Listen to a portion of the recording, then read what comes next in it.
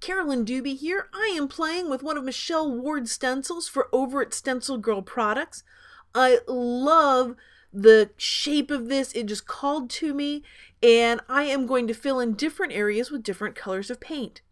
Because I am patience impaired, I did not tape anything off. I'm not being too careful about this. I mean, I'm being kind of careful, but if a little paint goes here and there, it's not going to bother me because taping something off or doing that extra protective stuff is just, well, not up my alley of things I like to do. So anyway, as I'm doing this, you'll see me pausing at different parts because it's like, well, what color am I going to stick there? Okay.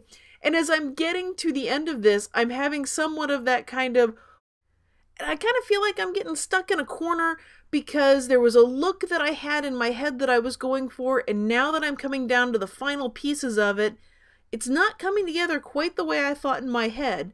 But you know what? We're just going to call that an oops, an outstanding opportunity presenting suddenly for me to take this a slightly different direction than what I had in my mind.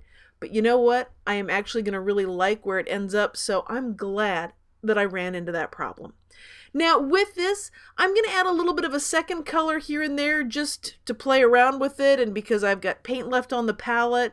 I'd like to tell you that I had a deep and insightful reason for doing this, but no, I'm just really kind of playing around with this and doing what I like, and you know, it feels good, so I'm going to do it. Now that it's all dry, I grabbed a black Stabilo pencil, and then I'm just doing a loose, sketchy kind of shape around all the different geometric shapes that I have there from the coloring in the stencil. But as I get to this one area where I had the orange paint that kind of smeared, I'm just going to take some heavy white acrylic paint, and I am just going to sort of cover over that orange part. It'll hide it for the most part. You'll know it's there, I'll know it's there, but somebody looking at this that doesn't know the history of it won't notice that it was there.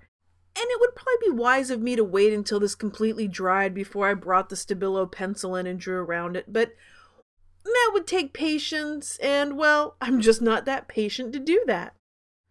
Hope you've enjoyed watching this video.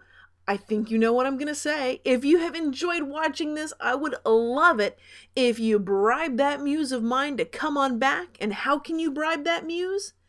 By sharing, by subscribing to my YouTube channel, all those kinds of things. All those things bribe me and get me back into the studio, making more videos for me to share. Thanks for being a part of this colorful journey.